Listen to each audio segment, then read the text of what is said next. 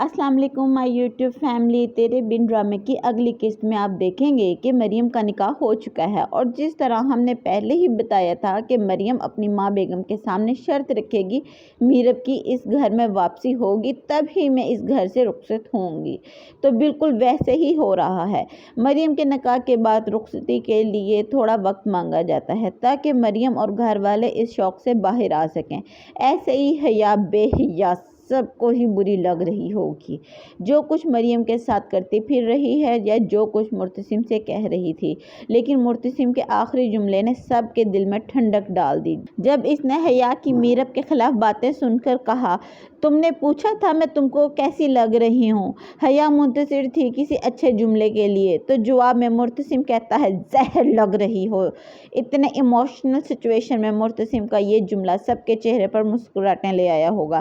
खैर मरियम के निकाह तो कर लिया है, लेकिन अपने माँ बेगम के सामने रुखसती से पहले एक शर्त रखती है, अगर आप मेरी बात मानेंगे तब ही मैं इस घर से रुखसत होकर खुशी खुशी जाऊंगी। आपको माननी पड़ेगी ये शर्त। माँ बेगम को गुस्सा आता है जबकि हया अनजाने में तरस खा जाती है कि शायद मरियम अपने किए की माफ़ी मांगने की कोशिश कर रही है, इसीलिए माँ बेगम से कह देती है कि सुन लें इसकी बात। माँ बेगम पूछती हैं क्या शर्त है तुम्हारी, वैसे तो तुम मेरे लिए मर ही गई हो, लेकिन मरने वाले की भी आखिरी ख्वाहिश सुनी लेनी चाहिए, बोलो क्या शर्त है। तो मरियम सबकी दिली मुराद पूरी करते हुए कहती है, मैं तब ही इस घर से रुखसत होंगी जब मीरब घर में वापस आएगी। हया एकदम से चौंक जाती है मरियम की शर्त सुनकर, ऐसे कैसे हो सकता है। फौरन माँ बेगम के सामने मीरब की बुराइयां करने लगती है। मरियम तुम भूल गई हो इसने तुम्हारे साथ क्या किया है, इस घर की इज्जत खराब करके रख दी है, तुमको घर के दुश्मन के साथ भगा दिया। उसे को तो माँ बेगम कभी माफ़ नहीं कर सकती, ये तो कभी नहीं हो सकता। माँ बेगम को भी सब कुछ याद आ जाता है, इसलिए मरियम की शर्त मानने से इनकार कर देती हैं। हया की जान में जान आती है, लेकिन इसकी जान तब निकलेगी जब वक्कास साहब अपनी बेटी की वकालत करने माँ बेगम और मुर्तसिम के सामने आते हैं।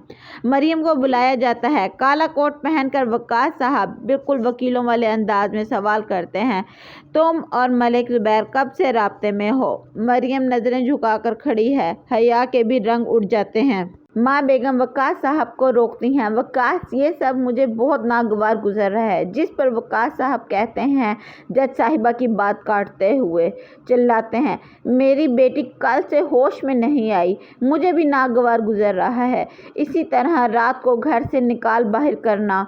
वो फिर से मरियम की तरफ पलटते हैं, बोलो मरियम जवाब दो। मरियम मुँह खोलती है, 8 महीने से। वकील साहब फिर से सवाल करते हैं, मीरब को कैसे पता चला। जिस पर मरियम जवाब देती है, मलिक ज़ुबैर मुझसे मिलने आते थे घर में रात को। मुर्तसिम की गैरत और गुस्सा दोनों आपे से बाहर हो रहे हैं। वक्कास साहब अगला सवाल पूछते हैं कि क्या तुमको और मलिक ज़ुबैर को मीरब ने मिलवाया था एक दूसरे से।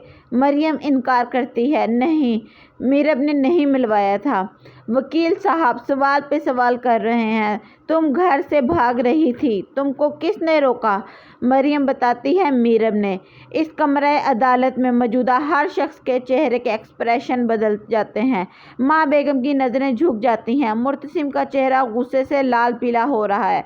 अनवर साहब शर्मिंदगी से सर झुका लेते हैं और हया के तो होश ही उड़ जाते हैं। एक ही सुनवाई में मीरब बेगुनाह साबित हो गई। कमरा अदालत में मौजूदा हर शख्स को आईना दिखाते हुए अपना फैसला सुनाते हैं, आज के बाद मैं यहाँ कभी नहीं आऊँगा और ना ही कभी अपनी बेटी मीरब को आने दूंगा।